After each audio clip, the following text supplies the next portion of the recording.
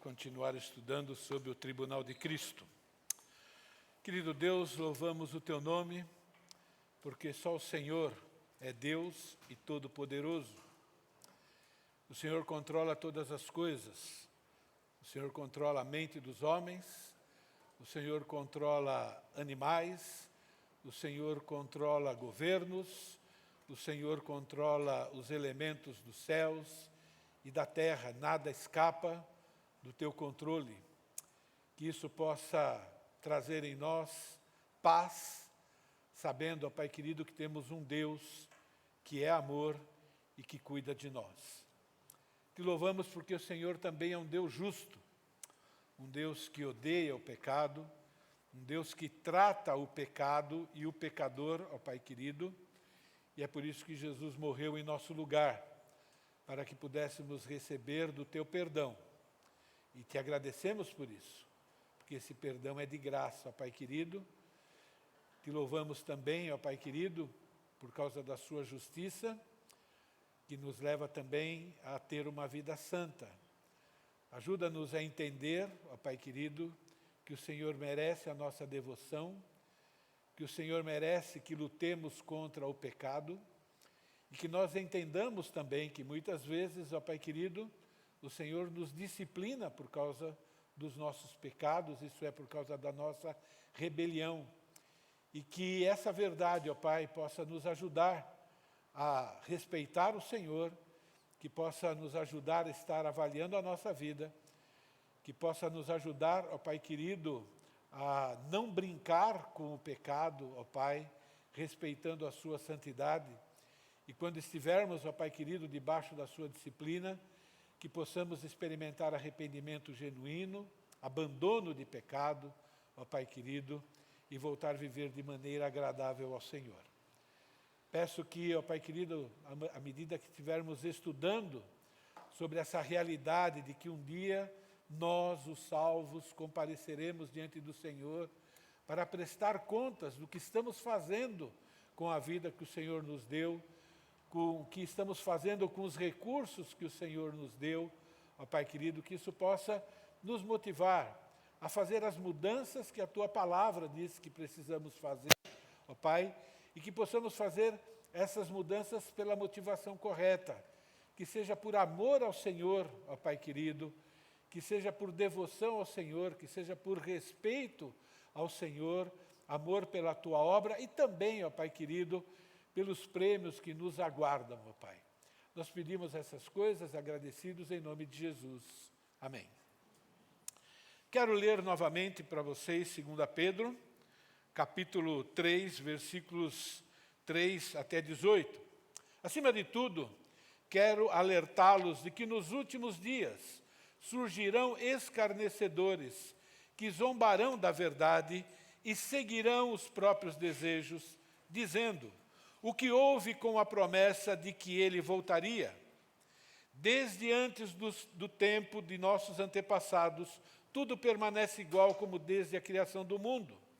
Eles esquecem deliberadamente que Deus, por sua palavra, há muito tempo criou os céus e a terra seca, e fez surgir em meio às águas. Depois, com água, destruiu todo o mundo antigo no dilúvio. Pela mesma palavra, os céus e a terra que agora existem foram reservados para o fogo e estão aguardando para o dia do julgamento, quando todos os perversos serão destruídos. Logo, amados, não se esqueçam disso. Para o Senhor, um dia é como 1000 anos, e 1000 anos como um dia. Na verdade, o Senhor não demora em cumprir a sua promessa, como pensam alguns. Pelo contrário, Ele é paciente por causa de vocês. Não deseja que ninguém seja destruído, mas que todos se arrependam. Contudo, o dia do Senhor virá como um ladrão. Os céus desaparecerão com terrível estrondo, e até os elementos serão consumidos pelo fogo. A terra e tudo o que nela há serão expostos. Visto, portanto, que tudo ao redor será destruído, a vida de vocês deve ser caracterizada por santidade e devoção, esperando o dia de Deus e já antecipando a sua vinda. Nesse dia, ele incendiará os céus e os elementos se derreterão nas chamas. Nós, porém, aguardamos com grande expectativa os novos céus e a nova terra, que ele prometeu, um mundo pleno de justiça. Portanto, amados, enquanto esperam que essas coisas aconteçam, esforcem-se para levar uma vida pacífica, pura e sem culpa aos olhos de Deus. E lembrem-se de que a paciência de nosso Senhor permite que as pessoas sejam salvas. Foi isso que o nosso amado irmão Paulo lhes escreveu com a sabedoria que lhe foi concedida. Ele trata dessas questões em todas as suas cartas. Alguns de seus comentários são difíceis de entender e os ignorantes e instáveis distorcem suas cartas como fazem com outras partes das Escrituras. Como resultado, eles próprios serão destruídos. Amados, vocês já sabem dessas coisas. Portanto, estejam atentos, a fim de que não sejam levados pelos erros desses perversos e percam sua firmeza. Antes, cresçam na graça e no conhecimento de nosso Senhor e Salvador Jesus Cristo. A Ele seja a glória, agora e para sempre. Amém. Então, o tribunal de Cristo é uma realidade. Nós já vimos que o tribunal de Cristo vai ter início após o arrebatamento da igreja, enquanto aqui na terra ocorre o dia do Senhor. Isso que nós acabamos de ler, quando vai acontecer a grande tribulação, o derramar da ira de Deus sobre ou contra toda impiedade. E a palavra de Deus diz que importa que todos nós, isso é, os salvos, compareçamos perante o tribunal de Cristo, para que cada um receba segundo o bem ou o mal que tiver feito por meio do corpo. Isso é, as nossas ações, após a nossa conversão, vão ser avaliadas por Deus e serão julgadas por Deus. Nós vimos também que o tribunal de Cristo está diretamente ligado com as bodas do Cordeiro. Deus ilustra o nosso relacionamento com Ele, isso é, o relacionamento da igreja, isso é, o relacionamento de todos os salvos com o casamento, no qual Cristo é o noivo e os salvos são a sua noiva, esperando aquele momento em que vai acontecer aquela união definitiva e também uma transformação do nosso caráter de forma definitiva, quando nós receberemos um corpo, alma, espírito e tudo mais, impecável, que não vai precisar mais lutar contra o pecado. E na semana passada, nós vimos... eu quero lembrar desse texto sobre as bodas do Cordeiro. Temos um resumo desse casamento em Apocalipse, capítulo 19, versículos 6 até o versículo 9. Aqui é uma visão do apóstolo João daquilo que está acontecendo no céu, enquanto aqui na terra está acontecendo a grande tribulação.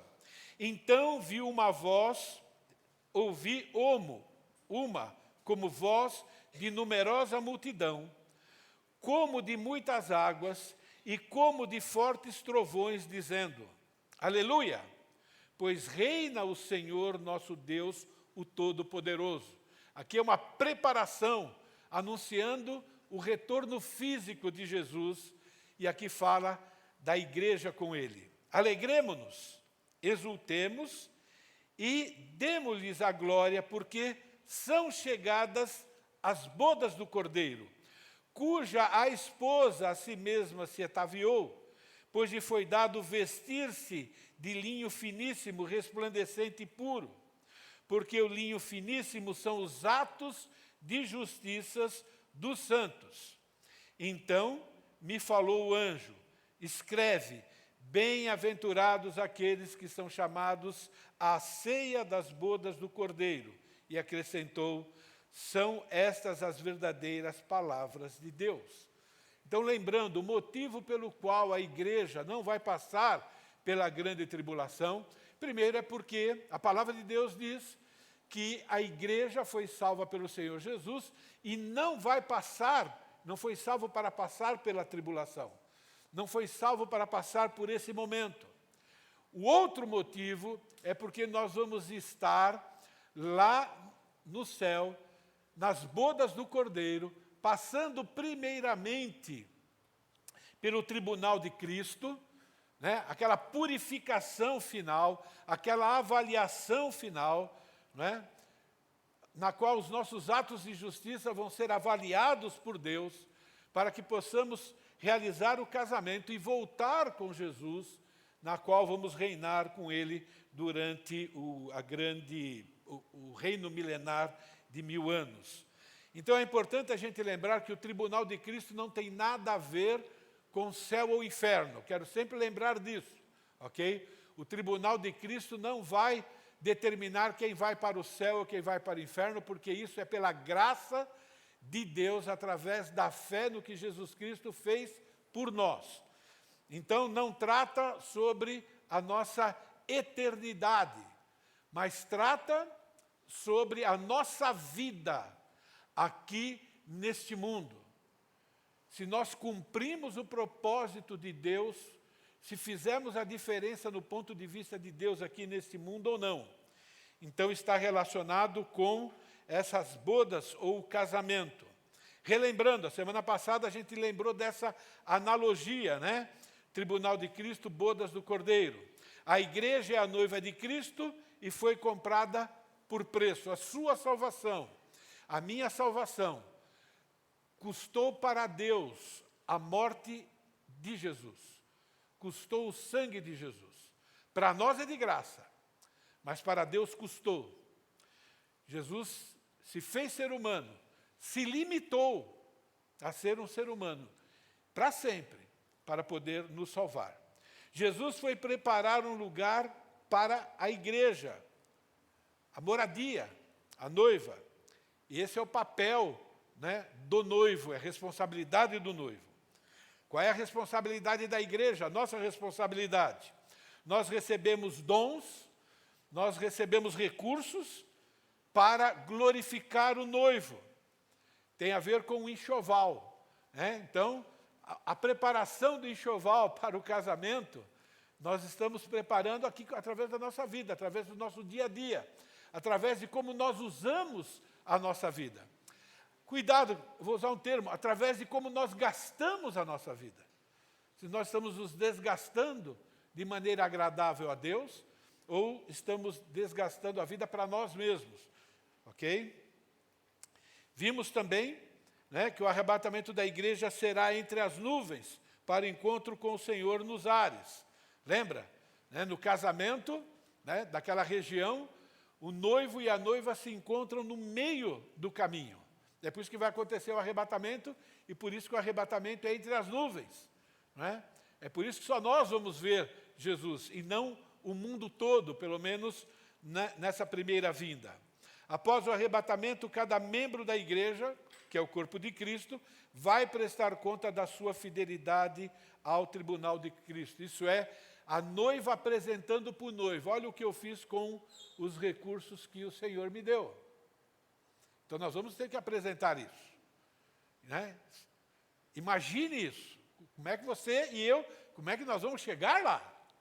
Com que tipo de, né, baú, né, nós vamos chegar lá? Portanto, o tribunal de Cristo corresponde ao exame enxoval preparado pela noiva, isso é a igreja, com os recursos enviados pelo noivo, que é Jesus Cristo, que tem a ver com os dons espirituais e tudo mais. Então, 2 Coríntios 5,10, porque importa que todos nós compareçamos perante o tribunal de Cristo, para que cada um receba o bem ou o mal que tiver feito por meio do corpo. Então, nós já vimos que vai ser no céu, já vimos que vai ser durante aqueles 7 anos da grande tribulação, ok? E esse conceito de recompensas, não é? Lá no Novo Testamento está associado com esse termo, aquele dia, quando Cristo vai voltar para arrebatar a igreja. Naquele dia é o derramar da ira de Deus sobre a humanidade. Como nós já somos filhos de Deus e salvos, então não há motivo para Deus derramar a sua ira sobre nós, porque nós reconhecemos Jesus como Senhor e Salvador. Por outro lado, é o momento de nós prestarmos contas a Deus. Não é? Jesus vai voltar para implantar seu reino davídico, né, seu reino messiânico, e quando ele voltar, a igreja já vai estar galardoada, isso é, já vai receber os prêmios, e alguns vão ter prejuízo. Não é? E esse conceito está no Novo Testamento todo. 2 Timóteo, capítulo 4, versículo 8, por exemplo, essa afirmação de Paulo. Paulo aqui está terminando a carreira. Paulo aqui sabe que agora, em breve, né, em pouco tempo, ele vai deixar esse mundo. Ele sabe que agora ele vai morrer. Ok? Está chegando o momento, ele diz, já a coroa da justiça me está guardada. Então, veja bem, Paulo aqui está preso, Paulo aqui está sofrendo, né, sofreu abandono até por parte de alguns irmãos da igreja, ok? Ele sabe que vai ser condenado, ele já tem essa consciência, e veja onde está a mente dele. Veja qual é a ocupação da mente dele e a alegria dele nesse momento, né? Já agora a coroa da justiça me está guardada, o qual o Senhor, reto juiz, me dará, e veja esse termo, naquele dia, não somente a mim, mas também a todos quantos amam a sua vinda.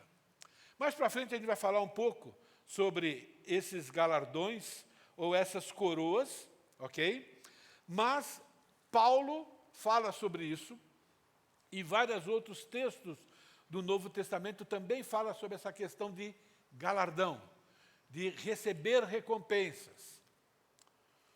O tribunal de Cristo terá lugar após o arrebatamento da igreja, já vimos sobre isso, será lá nos céus, antes da manifestação de Cristo ao mundo. Então, nós temos que sempre lembrar disso, né?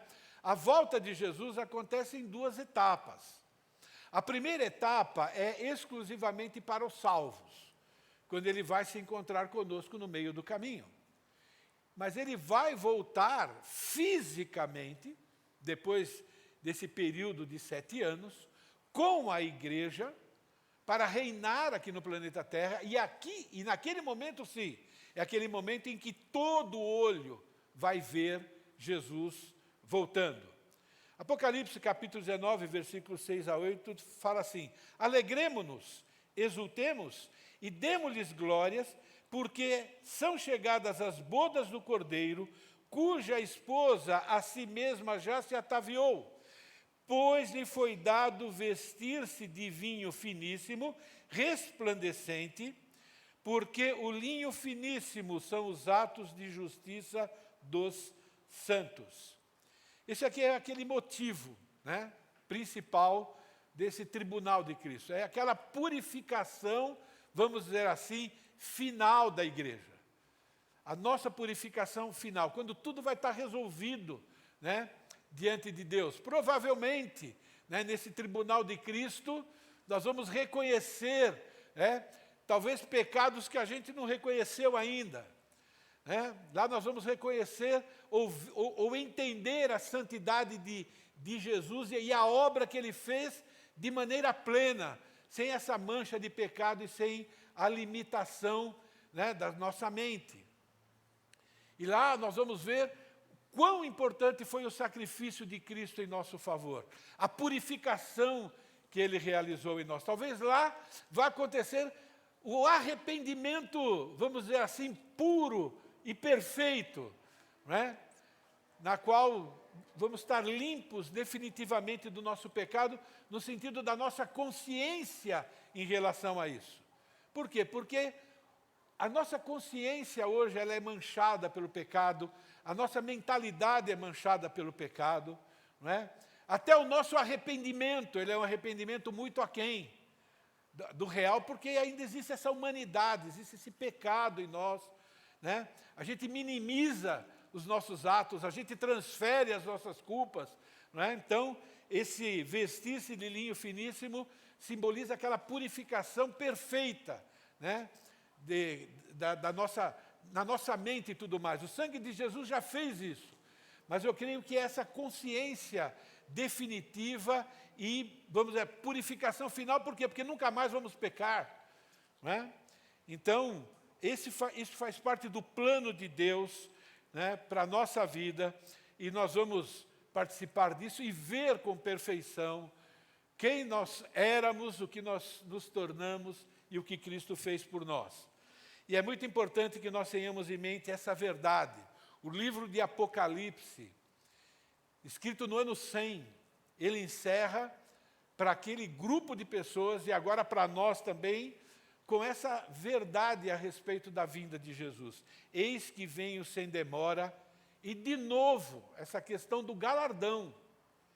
E comigo está o galardão que tenho para retribuir a cada um segundo as suas obras.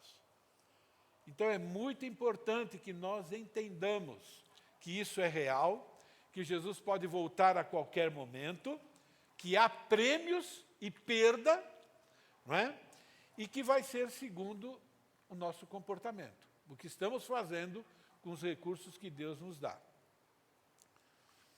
Qual é o motivo desse julgamento? Todo homem é responsável pelos seus atos perante Deus. Todo ser humano. O cristão e o não cristão. O não cristão vai comparecer no trono branco. O julgamento final. O trono branco é só para não cristão. Mas por que eles vão comparecer? Porque Deus está dizendo: cada ser humano é responsável pelos seus pensamentos, palavras e ações.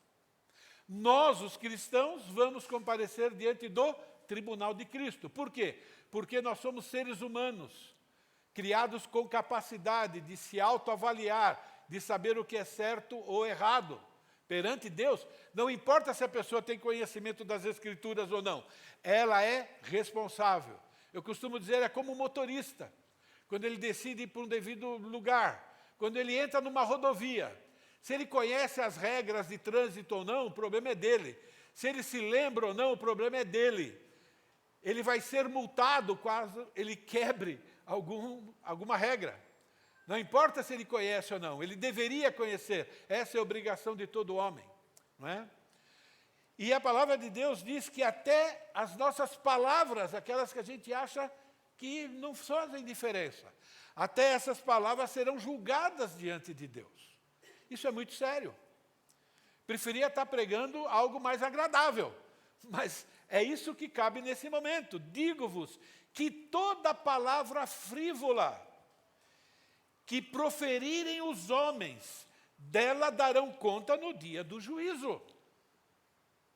E eu creio que quando ele fala o dia do juízo, é aquele dia que as pessoas vão comparecer diante de Deus. E eu creio que está lembrando para nós que nós vamos comparecer diante do tribunal de Cristo, na qual as nossas ações serão julgadas também. Ou pelo menos deve ser aplicado nessa situação. Colherá o que semeou. Gálatas, escrito para cristãos, não vos enganeis, de Deus não se zomba, aquilo que o homem semear, também ceifará. E o contexto aqui é tudo aquilo que estava sendo ensinado em Gálatas para os cristãos. E lembra que Gálatas foi escrito para um grupo de pessoas que que reconheceram Jesus como Senhor e Salvador e voltaram a se desviar, né, da pureza do Evangelho. É recompensa. O motivo também é que Deus deseja recompensar. E deseja demonstrar para aqueles que não se preocuparam com isso, que tipo de prejuízo sofrerão. 1 Coríntios, manifesta-se e tornará a obra de cada um. É muito interessante, na vida profissional, né, e hoje acontece muito isso, né? As empresas fazem uma reunião, há avaliação, né? Pessoas são recompensadas, pessoas perdem o emprego, né, por causa da sua performance, mas qualquer coisa que acontece aqui nesse mundo se limita aqui. E muitas vezes nós esquecemos que nós vamos passar por esse tipo de avaliação diante de Deus. E a recompensa, ok, ela vai ser vai ter muito mais durabilidade do que, cuidado com o que eu estou dizendo, uma simples perda de emprego aqui. Não é? A vida do homem aqui se limita ao quê? Não é? Nós temos 1000 anos ainda para reinar com Cristo.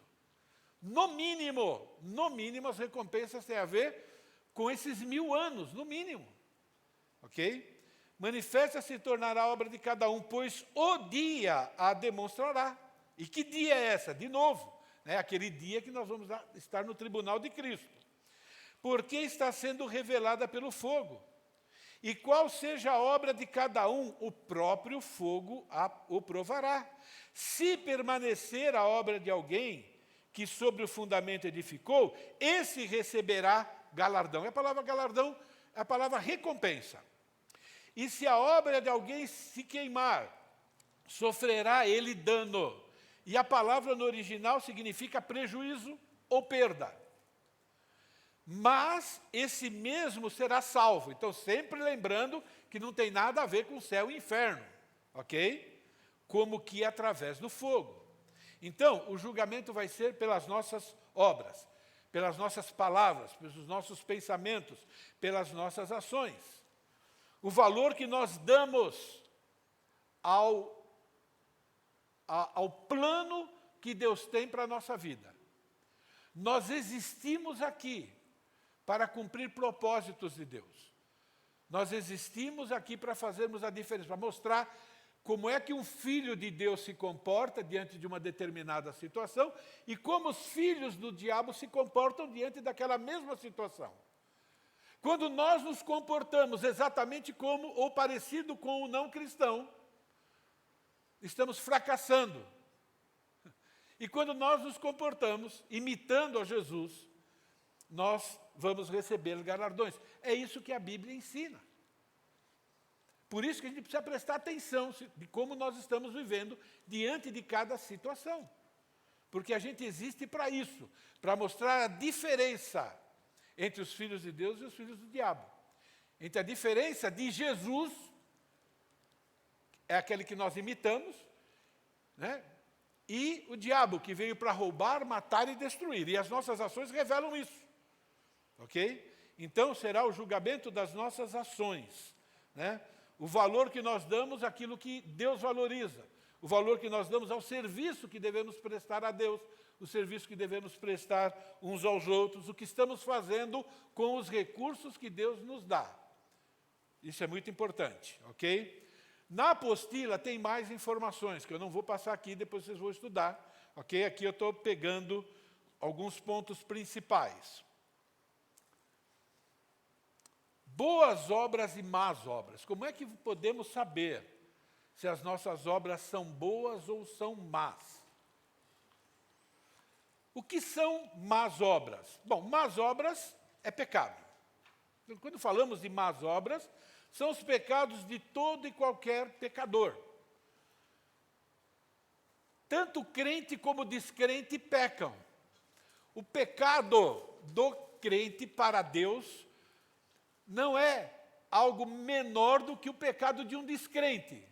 Pecado é pecado, pecado é uma ofensa a Deus. E, infelizmente, como cristãos, nós também pecamos.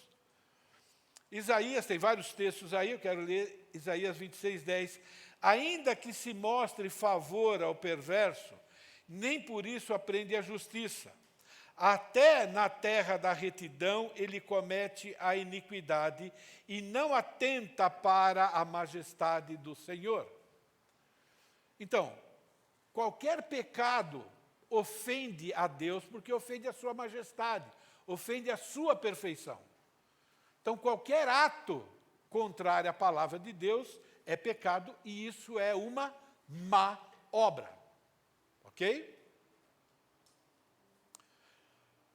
As más obras são os pecados do pecador redimido, devido à velha natureza herdada por Adão. Então, é o pecado de qualquer pecador e também são os pecados do salvo por Cristo. Digo, porém, andai no Espírito e jamais satisfareis as concupiscências da carne, ou os desejos da carne. Então, Paulo aqui está sendo usado por Deus para mostrar que o não cristão, que o cristão, que nós, ok, estamos numa guerra. Dentro de nós temos desejos pecaminosos e dentro de nós há também o Espírito Santo, não é? Que quer combater esses desejos pecaminosos que ainda existem dentro de nós. Quando esses desejos pecaminosos são satisfeitos, nós, como salvos, estamos cometendo má obra. Porque a carne milita contra o espírito contra a carne, porque são opostos entre si, para que não façais, porventura, aquilo que seja do vosso querer. Mas se sois guiados pelo Espírito, não estáis mais sob a lei. Ora, as obras da carne são conhecidas e são... Então, aqui tem uma lista de pecados que os cristãos devem evitar.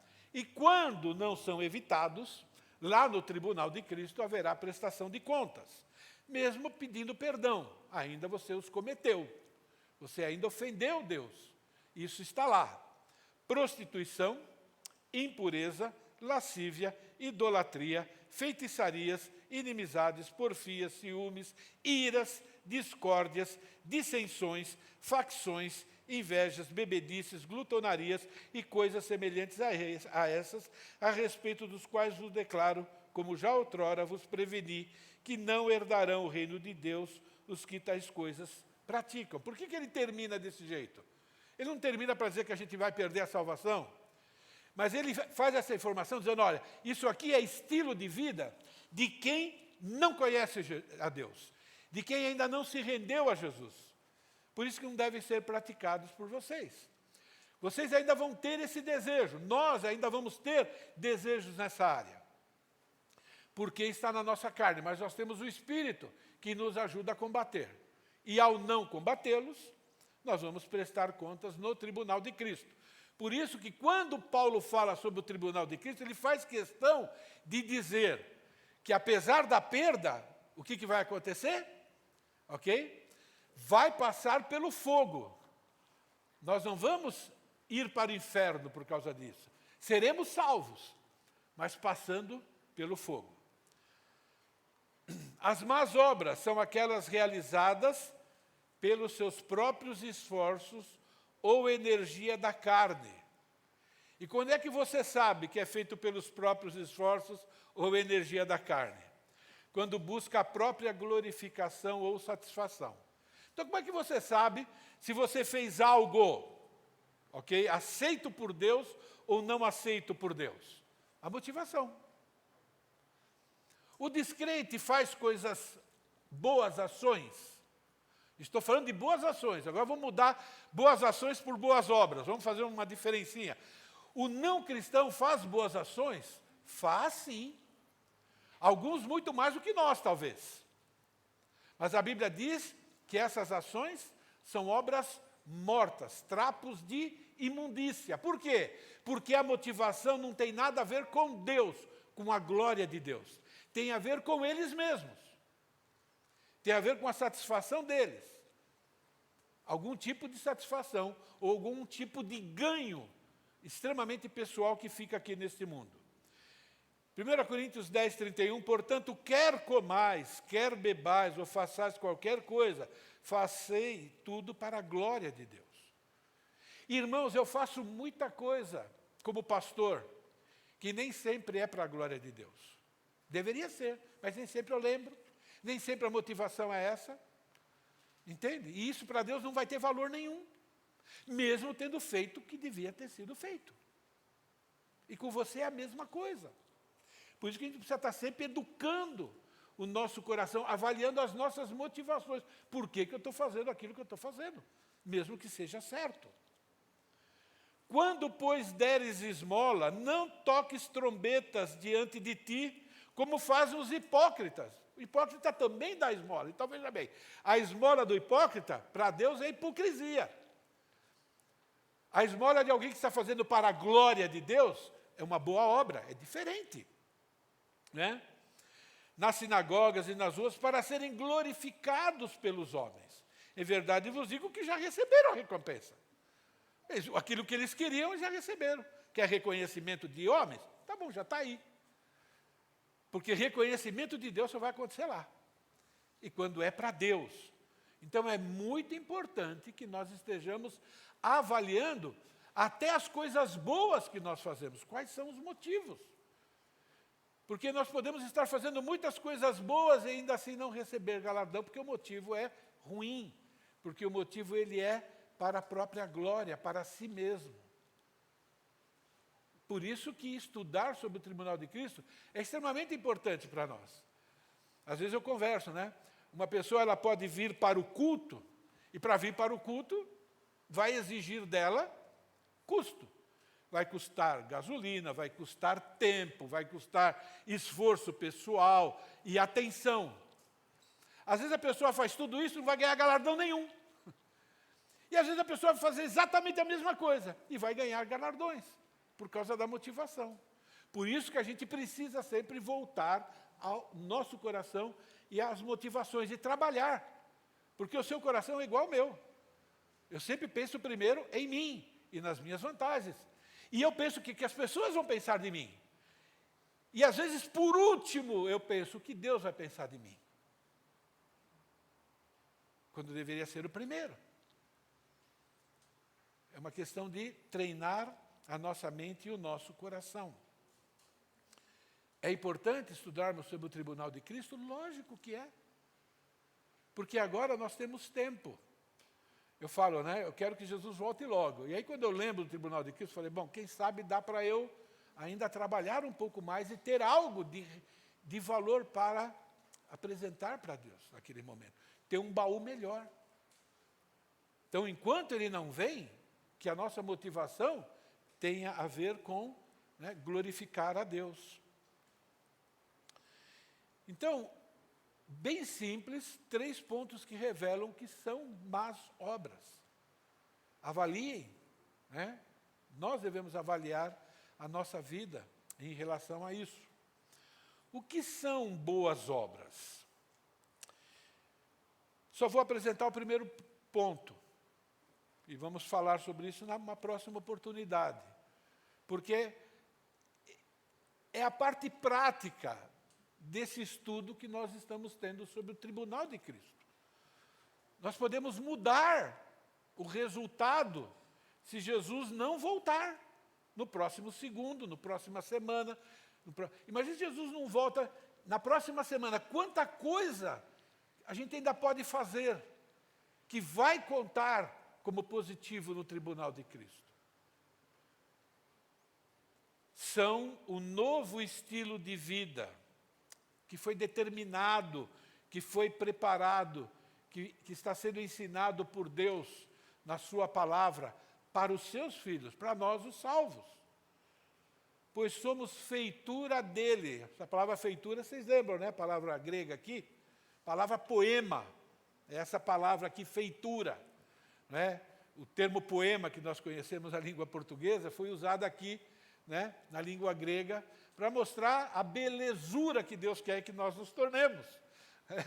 Ok? Poema tudo combina, né? Cada palavra é escolhida a dedo, né? Meio, começo, meio e fim.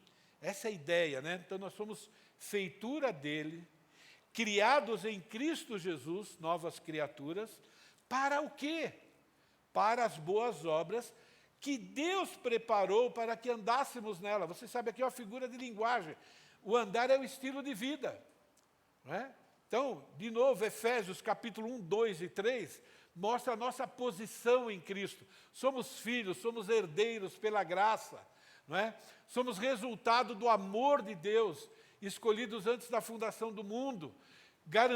Temos garantia de perdão, garantia do cuidado de Deus. Capítulo 1, 2 e 3 fala dessas bênçãos. Capítulo 4 em diante começa como?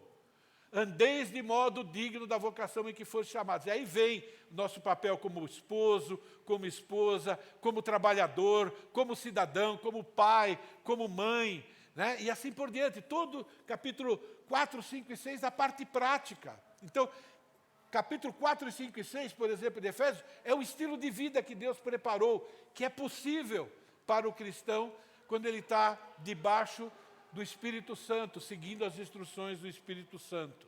Né? Então, o propósito de Deus ao nos salvar inclui viver todas as áreas da nossa vida conforme as instruções de Deus. Qualquer modificação que você faz, tornou uma obra. Acabou. Qualquer motivação que não seja a glória de Deus, se torna uma má obra. Deus é assim, por isso está na palavra. Ele quer que a gente treine o nosso coração a entender. É para a glória de Deus. Se é para a glória de Deus, eu preciso saber exatamente o que Deus ensina para eu seguir. É por isso que a gente vem aqui cada final de semana. A gente vem aqui para cantar? Lógico que sim. A gente vem aqui, né, para dizer para Deus aquilo que Ele é? Lógico que sim. Mas a gente vem aqui também para lembrar como é que nós temos que viver. Para fazer os ajustes.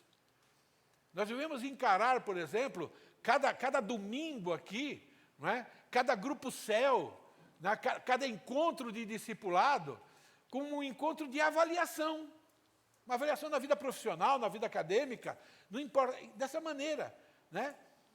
Encarar que, puxa, agora eu tenho um privilégio. Se eu descubro que eu estou fazendo alguma coisa diferente daquilo que Deus determinou, que bom que eu descobri. Eu posso pedir perdão, eu posso acertar minha vida com Deus, e posso fazer um plano.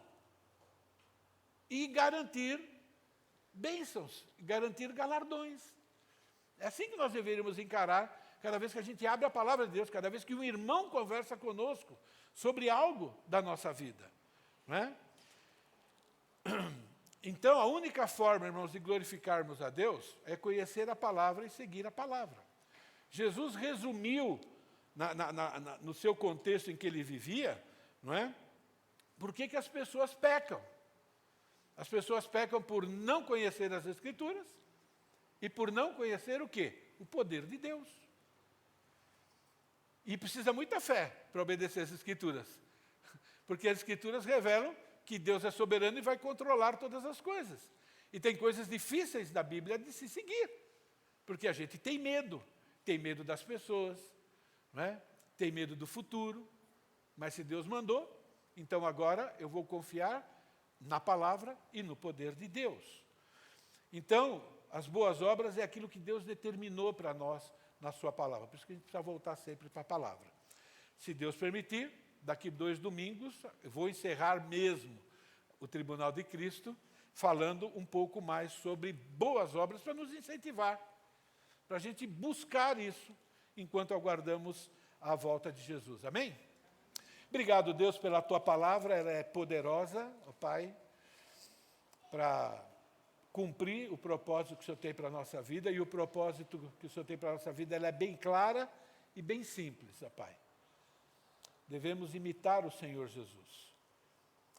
Isso é ser discípulo, isso é discipulado. O Senhor nos salvou, ó Pai, para que pudéssemos conhecer cada vez mais Jesus, como Ele viveu aqui nesse mundo, para que possamos imitá-lo.